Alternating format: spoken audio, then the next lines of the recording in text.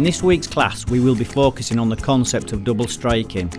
It seems kind of obvious really, and it is. Hit them twice with the same weapon. But as we all know by now, this is not enough for KFM. We need to understand a little more why, and then catch the ability by both the physical and mental side of our training. There is an emotional reason behind everything that we do, and double striking is no different. So let's investigate.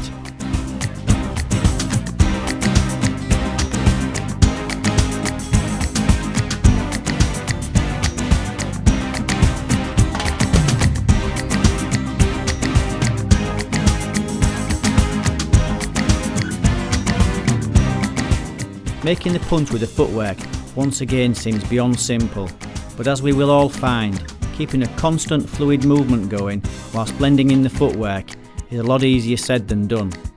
We talked about this before, but one of the problems with this particular kind of training is that in the beginning people tend to think it's totally obvious, therefore really easy, and that they don't need to train it because they already have it. Not so. We must spend time developing good rhythm. It's not as easy and it's definitely not boring if the mind is focused correct.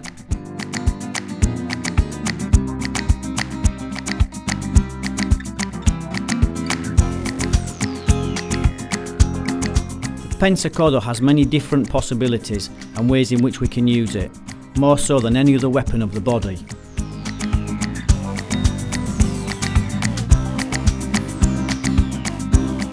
For this reason the elbow is known as the Terminator, as it damages almost everything it touches.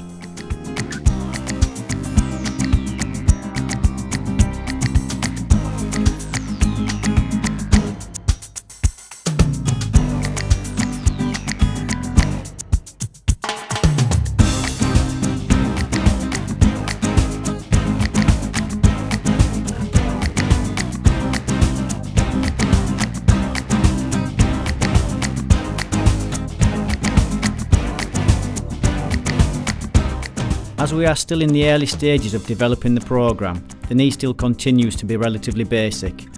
The only main difference at this stage is that we try to keep the hands up and around the head area as opposed to pulling them away, like in many other arts. There is one very simple reason why we keep the hands up around the head, and we should all know what that is by now. Again, we try mixing fluid movement with the knee as opposed to training it from static.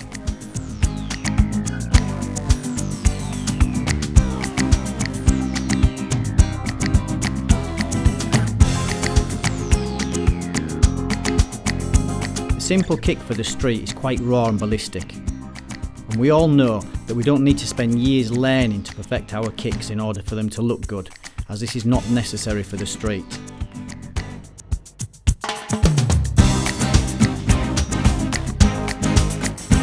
In the early days we just need a decent level of application. It is our time served across the years that will give us the knowledge and ability, but the time is the one thing that we can't deceive, so step by step is the way.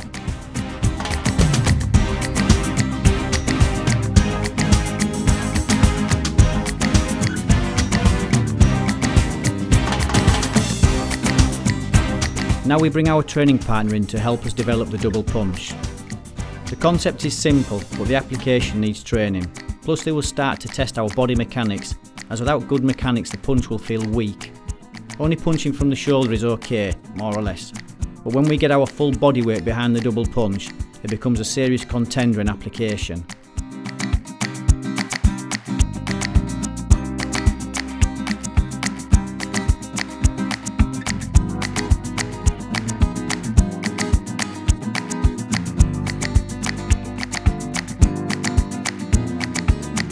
The double elbow is very interesting in application.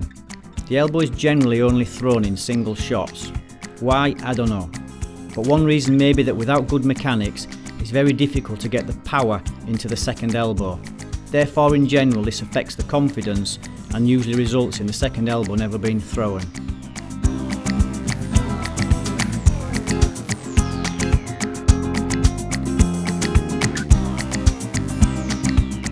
One of the simple objectives in the beginning when developing the knees is to try and keep the hands up high in the pensador or pensatecho, because the natural instinct is to pull the hands down in order to get the momentum.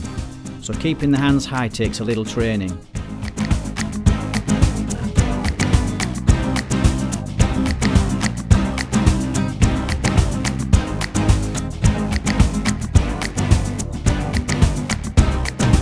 As with most things in the Urban X programme, the basic weapons are the key to the next attack. What do we mean by that? Well, all weapons are hidden within each other, and the ability to connect them is the essence that we're all seeking.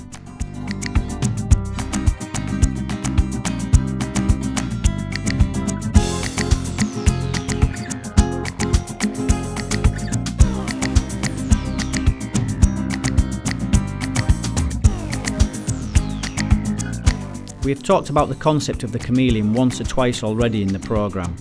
This is a subject that is totally mind-bending as regards the study of street application, as one of the major elements in warfare is the element of surprise. This is exactly the concept of the chameleon, camouflage weapons that are hidden within a simple movement.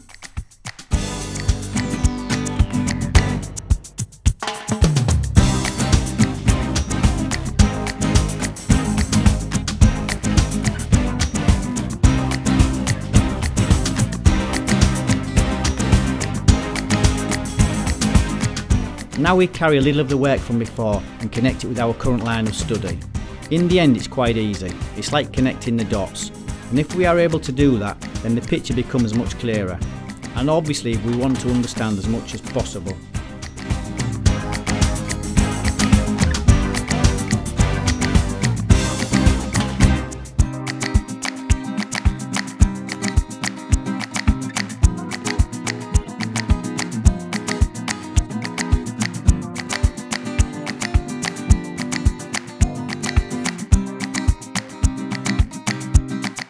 Spontaneous action-reaction is our goal, but we need to have a structured process of learning in order to do so. Music is always a good example. All good musicians that have a genuine ability understand the structure of music. But once understood, look what they are capable of producing. Some of the most incredible and emotionally inspiring stories via sound.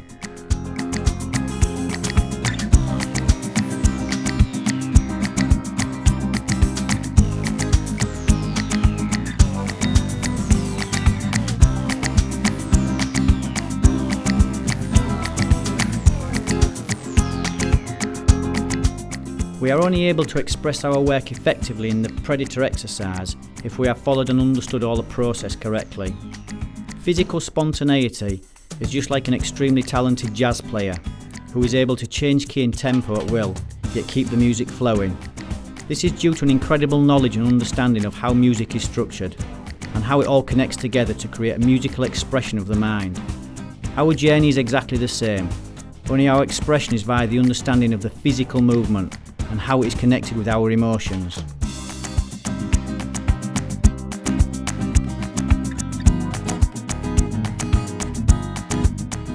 Developing our ability to move around on the ground is highly essential, as we all know.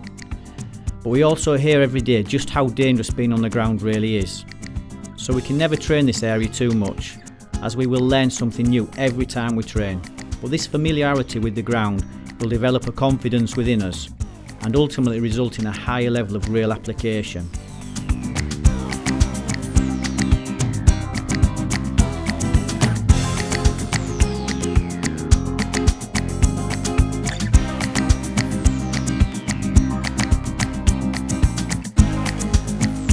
Here we go then, last development of this class.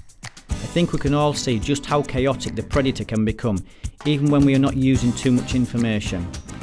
Hopefully we can all see now just how the Pensacola is used for catching anything that is close to us on the ground, and maybe some of us can see the hidden applications which we will be developing soon. We should also be able to see how Roland uses the Pensador to great effect whilst climbing up the body.